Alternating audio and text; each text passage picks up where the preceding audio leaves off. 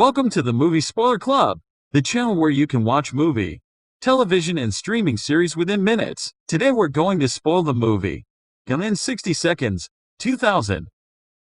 This movie story plot is about Randall Memphis Raines. Nicolas Cage long ago abandoned his life of crime, but after an ominous visit from an old friend, he finds he has no choice but to return to what he does best, stealing cars, in order to save his brother's life. It all comes down to one night, 50 cars and a contract.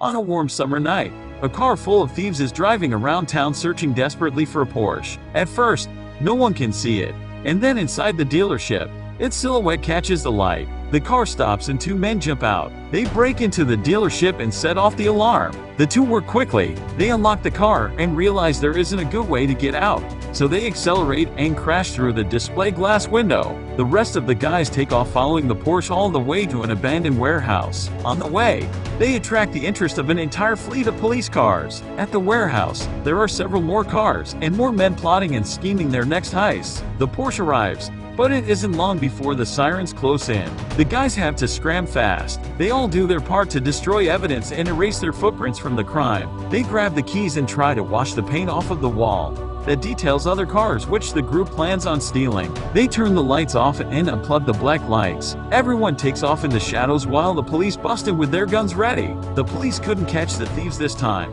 but from the looks of it, they're dealing with some real professionals. Jumping into a new day, with the sun shining on a dirt go-kart racing track, a middle-aged Memphis Raines paces the track and does his best to keep the kids in the race. He is approached by an old acquaintance, Atlee. Atlee explains that his brother is in trouble and it's best if he comes by to remedy the situation. The situation is, Memphis's brother, Kip, is the thief that stole the Porsche. The problem is Kip was supposed to steal 50 cars for Raymond Calitri but has failed to do so. Now Kip finds himself handcuffed to the car that sits on an impound lot. Memphis shows up to dissolve the conflict his brother has created. Raymond explains the gravity of the situation. Memphis agrees to pay Raymond Calitri the money his brother owes him, but that doesn't dissuade him. Raymond is more offended that his reputation is tarnished, that he looks like a fool. He asks Memphis to steal the cars for him instead, but Memphis reminds him that he has retired from that business. They walk outside together where Memphis can see Kip inside the car. Raymond motions to one of his men,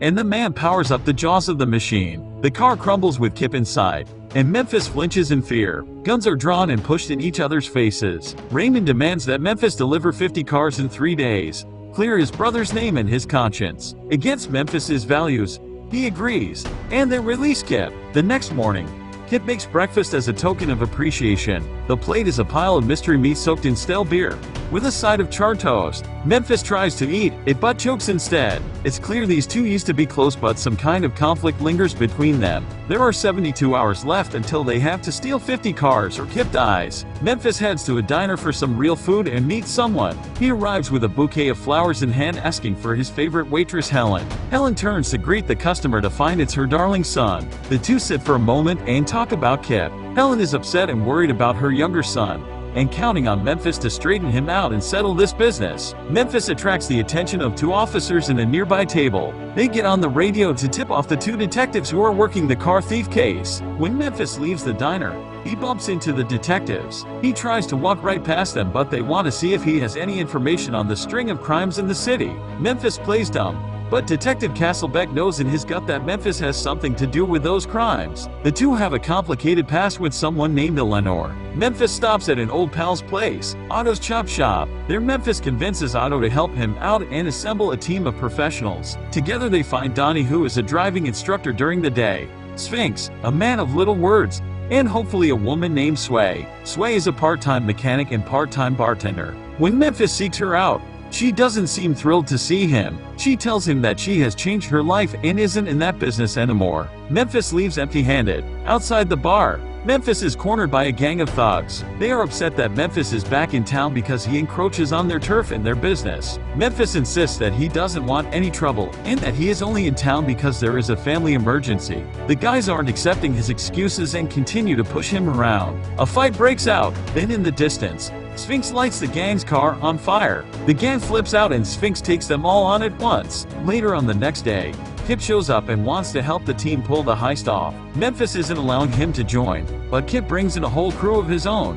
and Otto admits that it might be the only way to pull off the heist at all. There are only 42 hours left until their deadline. The team is assembled. Now they have to prepare for the heist. Half of the cars are domestic and the other half are exotic. The detectives are crawling all over town trying to find leads on their case. They get in touch with someone at the car dealership and find out that someone is going to steal 3 Mercedes-Benz. Then one of the crew stops in the dealership and grabs the keys from the front desk. While Otto goes over the logistics of the plan, Sway rolls up on her motorcycle to join the team. That evening, the cops are staked out in a wealthy neighborhood. From their position they see Memphis and Kip take pictures of some cars, and then they leave the area. The detectives make a plan to check in with Otto in the morning. Memphis and some of the guys are scoping out the last car, his unicorn. The car Memphis has attempted to steal a few times before, but every time something goes wrong and the car slips away. Memphis calls the car Eleanor. The crew heads back to Otto's. In the morning, one of Kip's crew stole a car that was not on the list. This causes huge concern because a car that isn't on the list could be dirty. They pop the trunk open and find it is full of heroin. The crew begins to unravel in panic.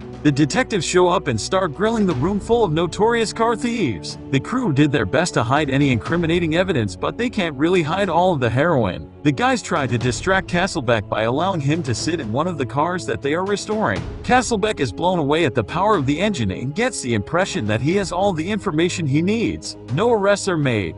Yet, tonight is the night. They are all dressed up and ready to rock. They splits off into teams and starts checking off their list. The 2 detectives return to their stakeout position and wait. Memphis and Sway pull up. The detectives watch eagerly. Memphis approaches the car they need and pauses. He notices the van parked nearby and decides it might not be safe. He slowly backs away from the car. The 2 drive back to Otto's. Memphis gets a hold of Donnie at the casino. He is about to steal a car, but Memphis lets him know that the ladies are dirty. The detectives begin to follow Memphis and Sway. Sway loses them by making a quick turn and parking in someone's house nearby. Back at Otto's, Memphis is livid that the cars are dirty because they need the Mercedes to pull off the heist. The team brainstorms and decides that they can probably steal the Mercedes-Benz cars that are stuck in the police auto impound. They just need the keys. The keys are gone. The lazy shop dog ate some food that was laying around and also the keys to the cars. They have few more hours left to complete this mission. Can they do it? A group of men takes on the task at the impound. One member distracts the guard at the front, while the rest of the guys break in and steal the cars. The plan is just crazy enough to work. Meanwhile, the detectives are starting to lose their cool. Then they receive a hot new tip. Black lights? Detective Castlebeck jumps out of his chair and decides to drive down to the abandoned warehouse they busted days earlier. When they go back with a black light, they find the hidden list of cars. Detective Castlebeck can see Eleanor is on the list. He knows Memphis will wait and save that car for last. That is where they will finally bust him. The night is taking a turn for the worse. One team gets into a car with a bow that creates a dangerous distraction. Another team tries to steal a car, but there's a party in the backyard. One of the guests witnesses the heist and creates a scene. The police are now searching for Kip and his partner Tumbler, who are lost in the area. The cops find the car that has been stolen and begin to open fire on the team. As they drive off for safety, one of the men in the backseat has been shot in the chest. With less than 2 hours until the deadline, everyone has to pick up the pace. The detectives head to Long Beach to wait for Memphis. Memphis is on his way to meet the love of his life, Eleanor. Memphis greets Eleanor fondly and unlocks her door. He starts the engine and backs out of the parking space. Just as he is about to head back to the port, the detectives pull into his view. Memphis has got to give them a chase. The cars race through alleys and side streets. Memphis drives chaotically through traffic into an alley, nearly missing a collision with a semi-truck, which forces him to drive back onto the street. When he spins around again to drive in the correct direction, the police are closing in. Memphis thinks quickly and releases a nitrous boost. He blasts off like a rocket, leaving the detectives in the dust. He pulls into the shipyard to hide from the cops, but catches his passenger side view mirror. It snaps off and then the engine dies. Memphis collapses onto the steering wheel, begging the car to start up. She does. The cops hear Eleanor's engine and are in hot pursuit once again. Memphis is weaving around forklifts and dodging freight cars, drifting through the construction site. Memphis misses a crane weight by mere seconds, and the police car catches its full force that shoves them through a wall. There are 4 minutes left until the deadline. Trouble ahead on the bridge. Traffic is locked. Memphis is starting to sweat. Then off to the side, He can see a ramp he could jump over if he is driving fast enough. He puts the pedal to the metal while a wave of police officers swarm in and a helicopter circles overhead. Memphis flies through the air clearing 4 cars and an ambulance. Memphis made it, but it's 8 a.m.